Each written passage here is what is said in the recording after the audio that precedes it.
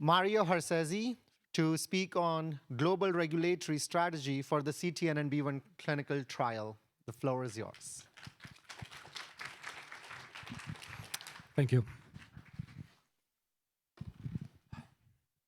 Hello, everybody. Today, I will try to present to you regulatory aspects of the GAIN clinical trial. And I really hope that you enjoyed these past few colorful, animated, and well-done presentations, because now it's time for regulatory, and there is no fun allowed. But that being said, even though regulatory can be dry, can be strict, and a lot of people are not very fond of it, it's a lot of paperwork, regulations. Okay. It still does serve an overarching purpose, and that is patient safety and scientific validity of the clinical trial by implementing and adhering to the regulations. So let's see what we did in our trial. Before any clinical trial can commence, we need to complete the preclinical trials studies, so trials on animals and lab studies. A lot has been said already today on the preclinical data, so I will not repeat myself. Those were excellent presentations. But one thing that is important is that preclinical data feeds and gives insight into the safety aspects of the new developmental drug, and it gives you a hint of a possible efficacy when done later in the humans. And these aspects together also guide you to the appropriate dose that is adequate for the first-in-human clinical trial.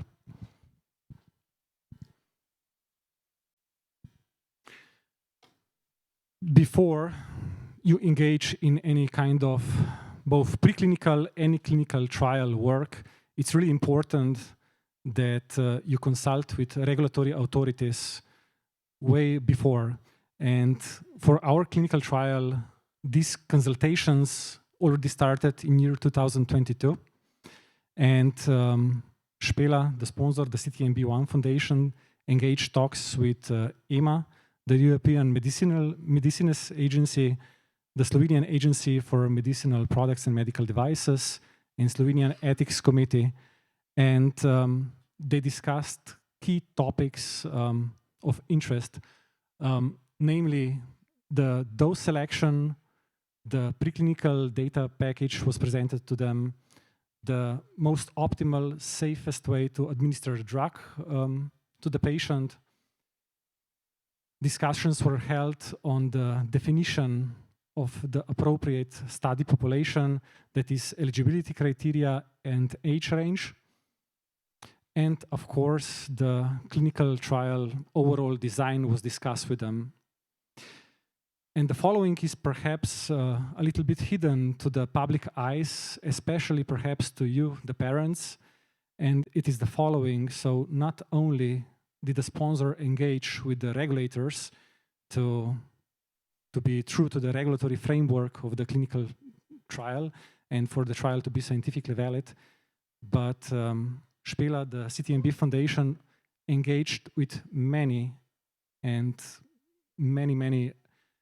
scientific experts on various topics, from dosing to the concomitant medications. Pretty much all the aspects that are in clinical trial protocol were discussed with several medical and other scientific experts. And today you got a hint of all the experts here, but I believe that the true number that were involved in the making of this protocol is probably 20-fold. So probably about 100 different experts were consulted on these topics.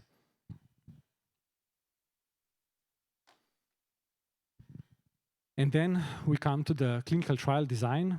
Professor Damian Osvetkar already summarized and talked in great detail about the protocol, so I will not repeat myself. But while I'm on this slide, I will encourage you to perhaps scan this QR code it brings you to the publicly available redacted version of the clinical trial protocol, where you can see how the study is done, what are all the medical procedures, and all the information that is in the clinical protocol. It is publicly available here for you. And you can also find this link on the CTNNB Foundation webpage.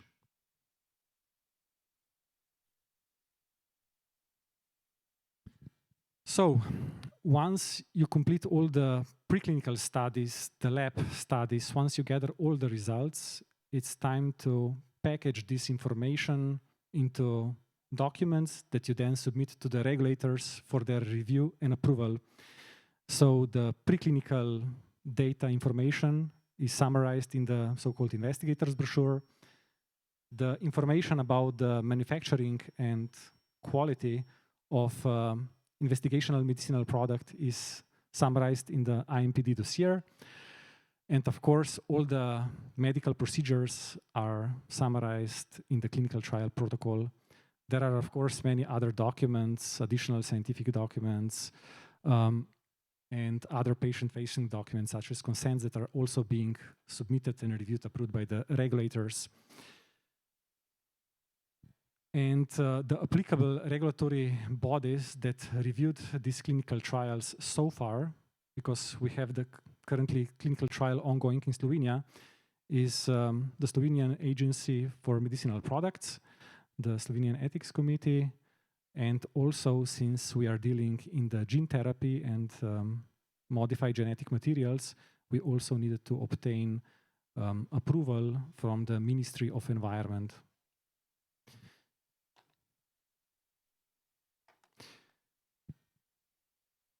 These deadlines, timelines were already communicated many times during these 2 days. So we submitted in June, July last year. We received approvals in October, November last year. So it took roughly 5 months to receive the approvals. During that process, the regulators, even though we consulted with them on many topics, they still were curious about many other things. And we had to supply them with additional information. And yeah, after 5 months, we received our approval. We mentioned clinical trial is currently ongoing in Slovenia, but we are also doing the global expansion now. And we are talking with research site here in Barcelona, Spain. And hopefully they will be active, ready for the recruitment, hopefully already in October this year. We're also aiming to expand into the United States and Australia, and hopefully they will also be ready sometime by the end of this year.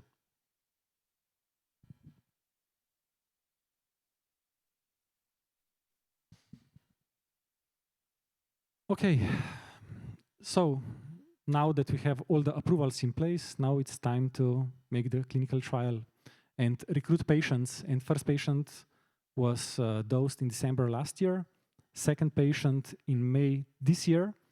And you will see this 5-month gap in between first and second. This is not because the site was lazy or anything. This was by protocol design and for allowing to obtain sufficient safety data to greenlight the enrollment of the second patient. This study protocol is done in 2 phases, as Professor Damian said. In first phase, we are including 3 patients aged 6 to 12. And the gap between the first, second, and third patient is much higher because we are really looking for this safety information before we allow further enrollment. After this, let's say, initial batch of 3 patients is completed, then we will, if the safety data allows, we will release the recruitment for a much higher pace. So next year, hopefully there will be a lot more patients streamlined into this study.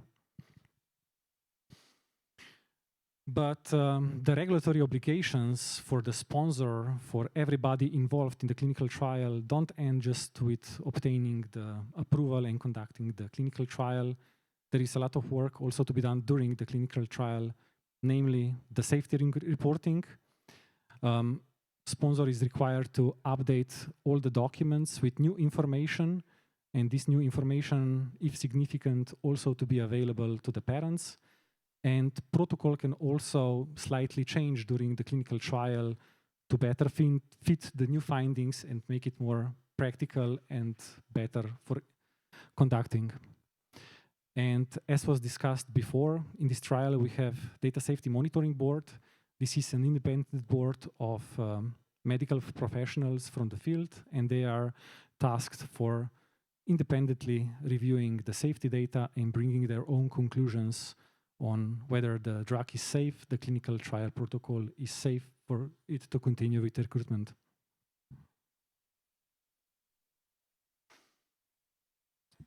And one of the, let's say, last pieces of the puzzle in the overall, let's say, quality and integrity of the clinical trial and the regulatory framework is the clinical trial monitoring.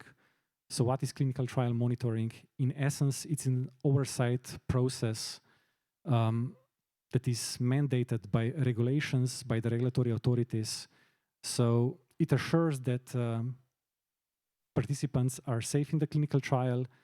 There is data integrity, that clinical trial is done per protocol, per written protocol, and that the clinical trial is conducted in line with regulations and good clinical practice.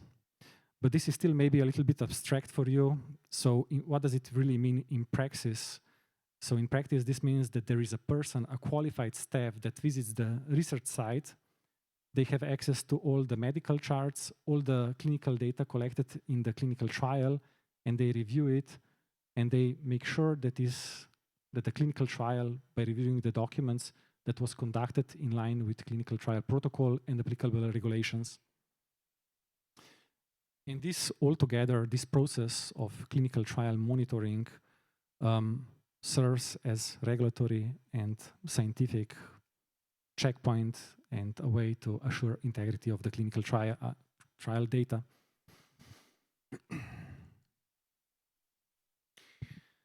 And a little bit of the closing thoughts. So it's really important to understand, to highlight that rules, standards, the regulatory framework for developing a new treatment doesn't really differentiate between a drug that is being developed by a multi-billion pharma company or a CTNNB Foundation, a non-profit organization. The regulatory framework, the standards, the preclinical data, the clinical trial conduct must be exactly the same.